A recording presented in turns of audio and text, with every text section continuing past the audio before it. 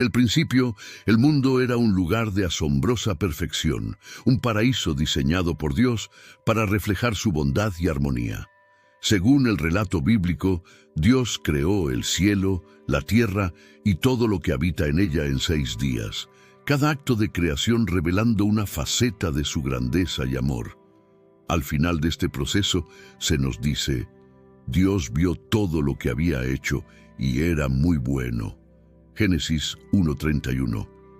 Estas palabras no solo describen la belleza del mundo físico, sino que revelan la esencia misma de la creación. Cada planta, animal y ser viviente existía en completa sintonía, cumpliendo un propósito y siendo parte de un diseño más amplio y perfecto. Dentro de esta creación, Dios formó al primer ser humano, Adán, a partir del polvo de la tierra y le dio el aliento de vida. Adán no era simplemente una criatura más. Estaba hecho a imagen y semejanza de Dios y por lo tanto tenía una capacidad única de razonar, amar y conectarse con su Creador. Pronto, Dios vio que no era bueno que Adán estuviera solo, así que creó a Eva a partir de una costilla de Adán, una compañera igual en dignidad y propósito. Juntos, ellos habitarán en el jardín del Edén, un lugar especial que representaba lo mejor de la creación divina. El jardín del Edén era una verdadera maravilla. Ríos cristalinos atravesaban sus verdes praderas y árboles de todo tipo daban fruto abundante. Allí, Adán y Eva disfrutaban de paz absoluta, rodeados de una naturaleza que respondía con armonía a sus cuidados. No había muerte, ni dolor, ni sufrimiento. Era un mundo donde cada ser viviente coexistía en perfecta armonía y donde Adán y Eva vivían en comunión directa con Dios. Pero este paraíso no era solo un lugar físico, era un símbolo de la intención original de Dios para la humanidad. En el Edén, Adán y Eva tenían un propósito: cuidar de la creación y vivir de acuerdo con los designios divinos. Sin embargo, esta paz y perfección estaban condicionadas a la obediencia, pues Dios les había dado una advertencia clara. Podían comer de todos los árboles del jardín, menos del árbol del conocimiento del bien y del mal, que se encontraba en el centro del Edén. Esa prohibición, aparentemente simple, se convertiría en una prueba decisiva para la humanidad.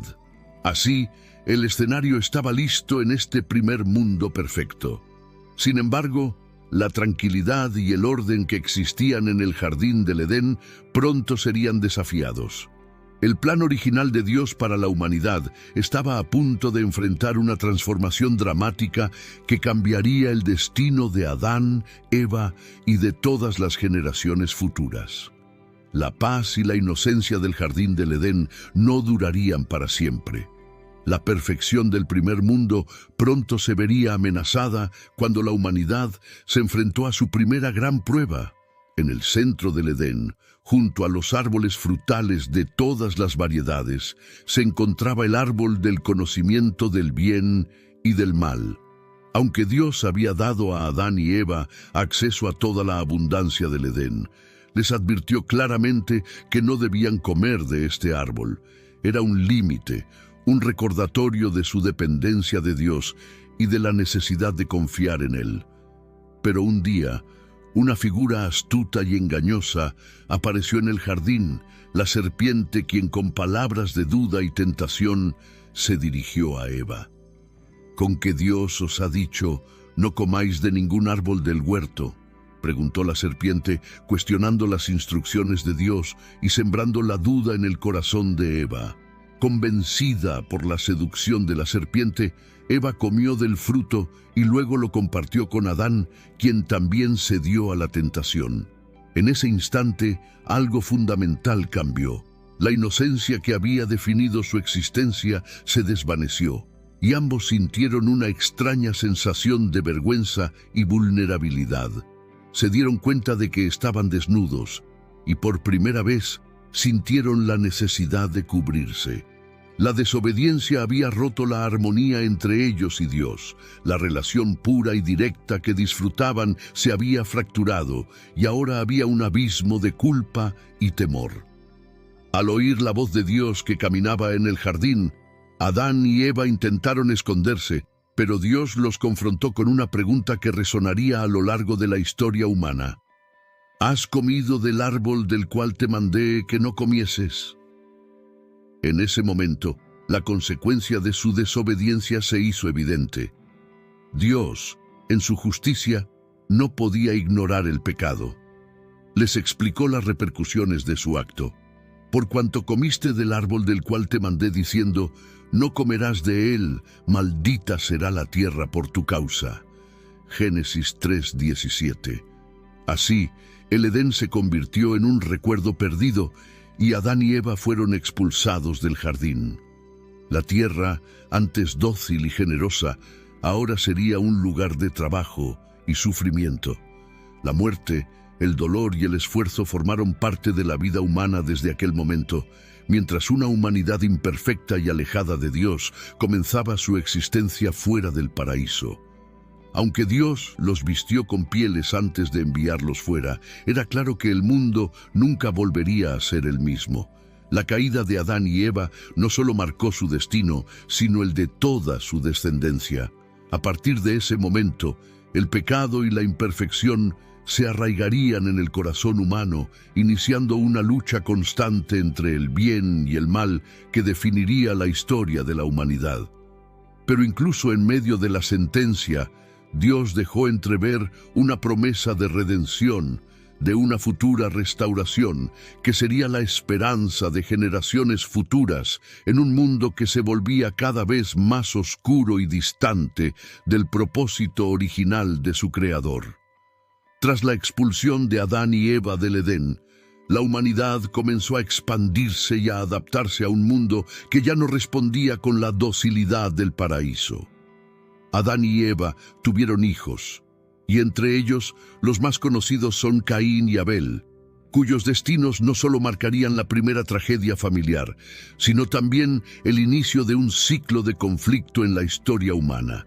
Caín, el primogénito, era un hombre dedicado al cultivo de la tierra, mientras que su hermano menor, Abel, era pastor de ovejas.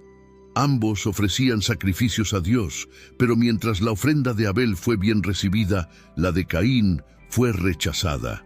Este hecho encendió la ira y la envidia en el corazón de Caín y lo llevó a cometer un acto sin precedentes: el asesinato de su propio hermano. Este trágico evento introdujo la violencia y el dolor en la historia humana y simbolizó la profundización de la separación entre la humanidad y Dios. Como castigo, Dios desterró a Caín y lo condenó a vagar sin descanso por la tierra, aunque le otorgó una marca de protección para evitar que fuera asesinado. Caín, en su exilio, comenzó una nueva vida en una región al este del Edén llamada Nod. Fue allí donde edificó una ciudad y la nombró en honor a su hijo, Enoc, y edificó una ciudad y llamó el nombre de la ciudad del nombre de su hijo, Enoc. Génesis 4:17. Con esta acción, Caín se convirtió en el primer fundador de una civilización, y sus descendientes fueron los pioneros en desarrollar oficios y habilidades que darían forma a las primeras sociedades humanas. De su linaje surgirían personas dedicadas a la forja de metales, la música y el pastoreo, habilidades que transformarían la vida de las primeras comunidades y darían inicio a la creación de culturas primitivas. Sin embargo, el surgimiento de la civilización también trajo consigo desafíos y tensiones. A medida que la humanidad crecía en número y conocimiento, también crecía en egoísmo, envidia y violencia. El recuerdo del Edén y la pureza original de la creación se desvanecían con cada generación, mientras la humanidad se alejaba cada vez más de los valores y principios que Dios había establecido en el principio. Las ciudades, aunque eran un logro humano, se convirtieron en lugares de conflictos y rivalidades. reflejando la lucha constante entre el bien y el mal que Caín y Abel habían simbolizado. A través de estos primeros asentamientos y del surgimiento de habilidades y oficios, se formaron los cimientos de lo que más adelante serían culturas y civilizaciones complejas. Pero, aunque la humanidad avanzaba en habilidades y conocimientos, su relación con Dios continuaba deteriorándose. Cada generación heredaba no solo la capacidad de crear y construir, sino también la propensión a caer en el pecado y la violencia, una tendencia que marcaría el destino de la civilización hasta el diluvio. Con el tiempo, los descendientes de Adán y Eva no solo aprendieron a domesticar animales o a trabajar la tierra, sino que también comenzaron a construir jerarquías y estructuras sociales, algunas de ellas profundamente marcadas por la corrupción y la maldad. Esta creciente civilización, aunque admirable en su desarrollo, también contenía en sus cimientos la semilla de su propia destrucción, lo que conduciría a una creciente necesidad de redención y juicio. La historia de la humanidad dio un giro importante con el nacimiento de Set, el hijo que Adán y Eva tuvieron después de la trágica muerte de Abel. Este nacimiento fue más que un consuelo para sus padres. Representaba una nueva esperanza, una oportunidad para que el linaje de Adán retomara el camino de fe y obediencia que Caín había abandonado. A través de Set, surgió una línea de descendientes que, a diferencia de los descendientes de Caín, buscaban honrar a Dios y vivir en conformidad con sus principios. El linaje de Set se distinguió pronto de los demás, pues mientras las ciudades fundadas por Caín y sus descendientes se sumían en la violencia y el pecado, los hijos de Set continuaban invocando el nombre de Dios. Esta diferencia es clara en el relato bíblico, donde se nos dice: «Y a Set también le nació un hijo, y llamó su nombre Enos. Entonces los hombres comenzaron a invocar el nombre de Dios». Génesis 4:26. En medio de una sociedad que se apartaba cada vez más de la voluntad de Dios, el linaje de Set se destacó como un grupo de personas que mantenía viva la fe y la esperanza en el Creador. Los descendientes de Set, a diferencia de sus contemporáneos, no buscaron su propio honor ni se entregaron a la arrogancia y el poder. En lugar de construir ciudades o riquezas, su propósito era más espiritual. Su vida y sus acciones reflejaban una devoción sincera, manteniendo viva la conexión con Dios en un mundo cada vez más corrupto. Fue entre ellos donde surgieron los primeros en mantener una relación abierta y sincera con Dios, transmitiendo de generación en generación el respeto por las enseñanzas divinas. Sin embargo, esta dualidad en la tierra, con los descendientes de Set y los de Caín, creó una clara división en la humanidad. Por un lado, estaban aquellos que, como los hijos de Caín, se entregaban al poder, a la vanidad y a la violencia. Por otro, el linaje de Set, que buscaba la paz y la armonía con Dios. Esta coexistencia contrastante revelaba dos caminos posibles para la humanidad: uno que honraba la creación y buscaba la redención, y otro que se hundía cada vez más en la oscuridad. A medida que pasaban los años, esta diferencia se hizo más pronunciada, y la distancia entre ambas líneas de descendencia fue creciendo. El linaje de Set representaba una chispa de luz en un mundo cada vez más tenebroso. Pero la influencia del pecado en la tierra no se detenía y el mal continuaba extendiéndose, afectando incluso a aquellos que intentaban mantenerse fieles. De esta manera, el linaje de Set, aunque perseverante, enfrentaba un desafío constante en su deseo de honrar a Dios en medio de una sociedad que parecía encaminarse hacia la autodestrucción. La dualidad entre los descendientes de Set y los de Caín era un reflejo del conflicto interno que caracterizaría a la humanidad hasta el diluvio. Una lucha constante entre la bondad y la maldad, entre la lealtad a Dios y la rendición a los deseos del mundo. A medida que las generaciones avanzaban y la humanidad se multiplicaba sobre la faz de la tierra, la corrupción se extendía como una sombra ineludible. Los valores y la bondad que alguna vez definieron la creación de Dios comenzaron a desmoronarse, y la influencia del pecado penetró en todos los aspectos de la sociedad antediluviana. Aquellos descendientes de Caín, quienes desde su inicio se apartaron de los caminos de Dios, fomentaron un mundo dominado por el egoísmo, la violencia y la injusticia, y este mal empezó a expandirse como una plaga que afectaba a todos. El relato bíblico describe este deterioro moral de forma contundente.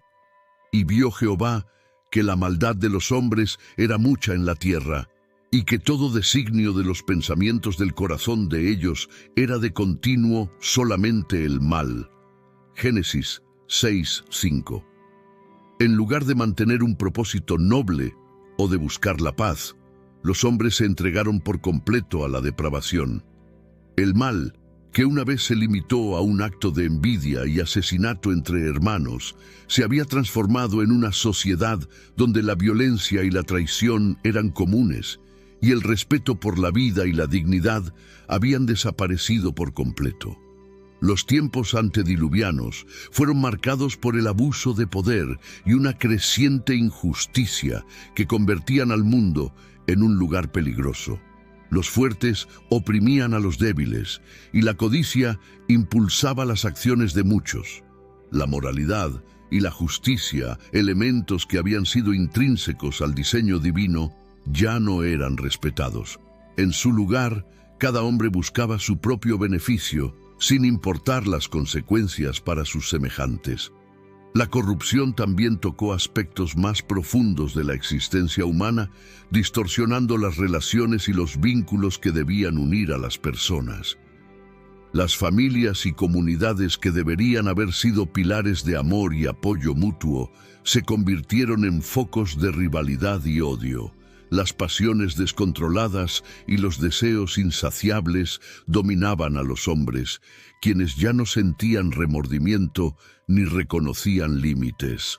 Los pensamientos se volvían continuamente hacia el mal, y cualquier atisbo de bondad quedaba sofocado por la influencia de una sociedad sin valores. Incluso aquellos que intentaban mantenerse firmes en la rectitud enfrentaban constantes tentaciones y caían en el mal.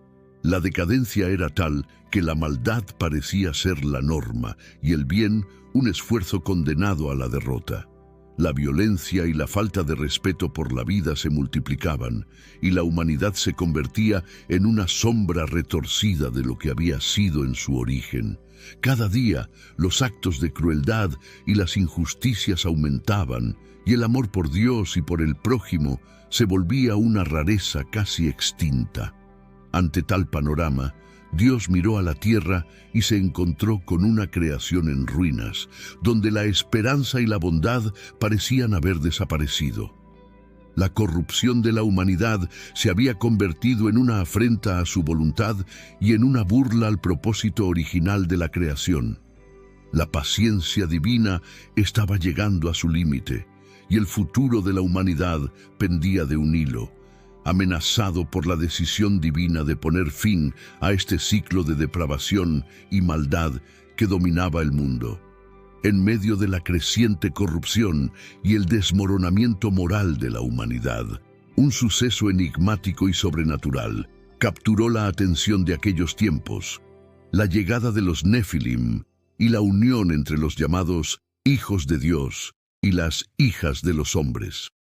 Este episodio, mencionado brevemente en el relato bíblico, añade una capa de misterio y temor a la narrativa de la era antediluviana.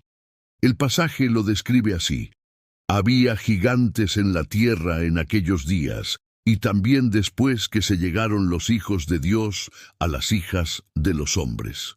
Génesis 6:4. ¿Quiénes eran estos hijos de Dios y qué significaba su unión con las hijas de los hombres?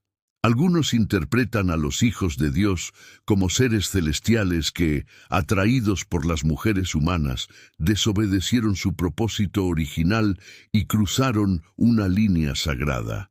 Otros sugieren que este término se refiere a los descendientes de Set, el linaje de los justos, quienes al unirse con las hijas de Caín, representantes de una vida mundana y corrupta, permitieron que la influencia del pecado penetrara profundamente en su linaje. De cualquier modo, esta unión prohibida generó una descendencia que impactó a toda la humanidad.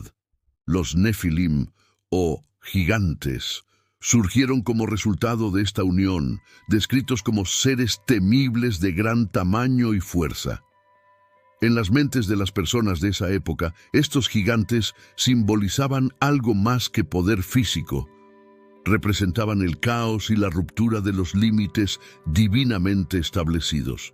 Su mera presencia en la tierra era un recordatorio visual del alcance de la corrupción, una mezcla entre lo divino y lo humano que desafiaba el orden natural de la creación. A medida que los Nefilim caminaban entre los hombres, su influencia exacerbaba el miedo, la violencia y la dominación. Eran seres que dominaban tanto en tamaño como en ferocidad, y su reputación llegó a infundir respeto y temor en las comunidades. Esta situación compleja y sobrenatural marcó un cambio definitivo en el rumbo de la humanidad. Los Nefilim, como producto de una transgresión de los límites divinos, personificaban la ruptura de la barrera entre lo sagrado y lo humano. Con ellos, el caos que ya reinaba en la sociedad parecía tomar una forma física, consolidando un período en que los hombres vivían bajo la sombra del temor y la opresión de estos gigantes. Este episodio, con los hijos de Dios y los Nefilim, resalta cómo el mundo había alcanzado un punto de decadencia y desobediencia que afectaba incluso a las esferas más sagradas. Lo sagrado se mezclaba con lo humano de una manera que desafiaba el diseño de Dios, y el orden original de la creación se veía distorsionado. En ese ambiente de terror y descontrol, la humanidad parecía perder toda conexión con lo divino, acelerando su caída hacia el abismo de la corrupción total.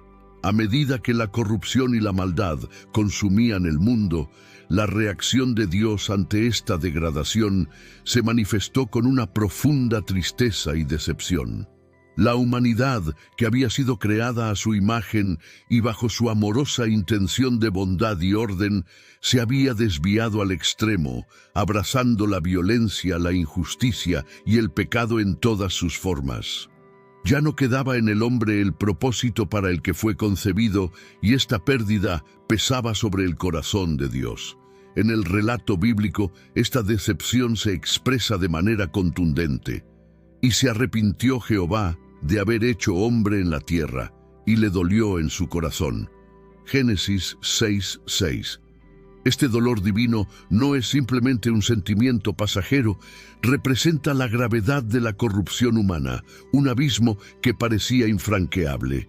Dios había dotado al hombre con una chispa de su propio espíritu, con la capacidad de amar, de vivir en armonía y de cuidar de la creación. Pero en lugar de reflejar esa luz divina, la humanidad había permitido que la oscuridad reinara. La desobediencia y la depravación no solo distorsionaban la vida humana, sino que afectaban el equilibrio de toda la creación, que ahora sufría las consecuencias de la caída moral de la humanidad. Dios, quien había mirado con gozo su obra al final de la creación y había visto que era muy bueno, ahora miraba una tierra en ruinas, habitada por una humanidad que había perdido su rumbo. En su pesar, Dios tomó una decisión drástica: limpiar la tierra de la corrupción que la había consumido. La idea de un diluvio no surgía de la ira o el enojo, sino de una necesidad de restauración, de un deseo de renovar aquello que había sido tan profundamente contaminado. Era un acto de justicia, pero también de profunda tristeza por una humanidad que había elegido alejarse de Él, La determinación de enviar un diluvio era, en esencia, la última opción para contener la extensión del pecado y detener el ciclo de destrucción que la humanidad misma había generado. Dios no encontraba gozo en la idea de la destrucción, sino que su corazón estaba profundamente dolido. Sin embargo, la santidad y la justicia demandaban una respuesta ante la maldad desenfrenada. Este momento marca el final de la paciencia divina y el punto sin retorno para una generación que había agotado toda oportunidad de arrepentimiento. La desesperanza de Dios no era solo una reflexión de la maldad en el mundo, sino también un reflejo de su amor herido, un amor que había esperado pacientemente, pero que ahora debía intervenir para restablecer la armonía.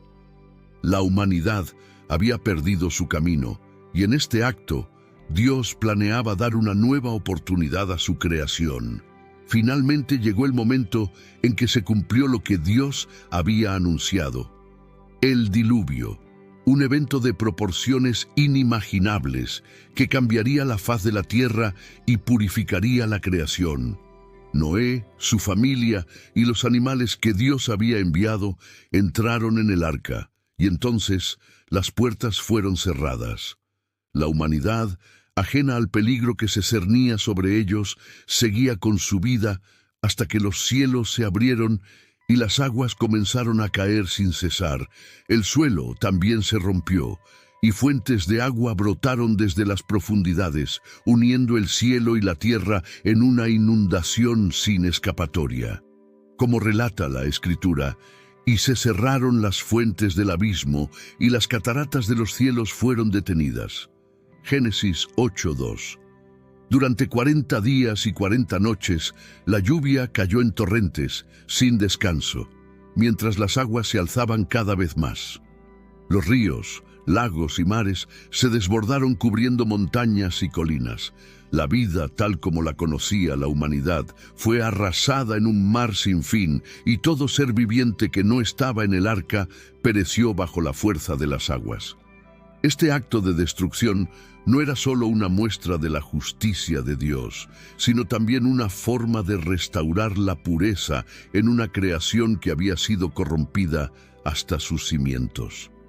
Dentro del arca, Noé y su familia esperaban en la oscuridad, escuchando el rugido de las aguas y sintiendo el movimiento del arca al ser levantada y llevada por las corrientes. Era un momento de fe y de incertidumbre, un tiempo de completa dependencia en la voluntad de Dios. Cada día en el arca recordaba a Noé que su salvación no era por su propio mérito, sino por la gracia de Dios, quien había preservado su vida en medio de la catástrofe. Mientras las aguas cubrían la tierra, purificaban también la memoria de los días oscuros de las ciudades sumidas en la corrupción y del pecado, que había desviado a la humanidad de su propósito original. Lo que estaba sucediendo no era solo una destrucción, sino un acto de purificación y reinicio, una oportunidad para que la creación comenzara de nuevo sobre un cimiento diferente. Así, el arca flotaba sobre un mar sin límites, sostenida por la mano invisible de Dios. Noé y su familia miraban al futuro con esperanza, aunque el mundo que conocían había desaparecido bajo las aguas. Las antiguas ciudades, los campos y las tierras de sus antepasados ya no existían. Todo había sido renovado por el poder del agua. Este tiempo de espera dentro del arca no era fácil, pero representaba la esperanza de un nuevo comienzo, una oportunidad para construir una humanidad diferente, una que viviera en armonía con Dios y su creación. Mientras el diluvio cubría la tierra, Noé y los suyos aguardaban, con la certeza de que, una vez que las aguas descendieran, la tierra surgiría de nuevo, purificada y lista para una nueva historia. Tras largos meses de incertidumbre y espera, el diluvio finalmente comenzó a ceder. Las aguas que habían cubierto cada rincón de la tierra se retiraban lentamente, y las cumbres de las montañas empezaron a aparecer nuevamente. Con cada día que pasaba, la esperanza de un nuevo comienzo se hacía más tangible. Cuando llegó el momento, Dios habló a Noé, indicando que él, su familia y los animales podían salir del arca. Con pasos firmes y corazones llenos de gratitud, abandonaron el refugio que había sido su hogar durante aquel juicio divino. La primera acción de Noé, al tocar tierra firme, fue construir un altar y ofrecer sacrificios a Dios en agradecimiento por su protección y misericordia. Dios, complacido con la fidelidad y devoción de Noé, decidió hacer una promesa extraordinaria a toda la humanidad. Nunca más destruiría la tierra con un diluvio. Este pacto representaba no solo la restauración de la relación entre Dios y el hombre, sino también un compromiso de esperanza y continuidad para todas las generaciones futuras. Para sellar esta promesa, Dios utilizó un símbolo eterno y hermoso, el arco iris. Pondré mi arco en las nubes, el cual será por señal del pacto entre mí y la tierra. Génesis 9:13. Cada vez que la humanidad viera un arco iris, recordaría que Dios había establecido un pacto de paz y protección, un recordatorio visual de su fidelidad y misericordia, incluso después de la severidad del diluvio.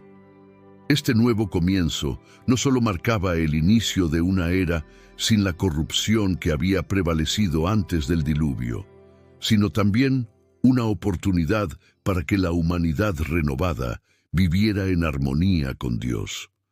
Noé y sus descendientes fueron llamados a construir un mundo mejor, uno que reflejara la justicia, la bondad y la obediencia a los principios divinos.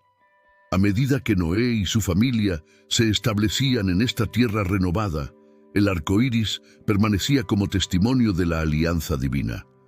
Era un recordatorio de que, aunque la humanidad pudiera errar, la misericordia de Dios siempre abriría un camino para el arrepentimiento y la redención. Con esta promesa, la historia de la humanidad recibió un nuevo propósito y una dirección clara hacia un futuro lleno de esperanza. Así, el mundo postdiluviano se transformó en una oportunidad para vivir en plenitud, honrando el pacto de Dios y recordando siempre la protección que les brindó en medio del diluvio.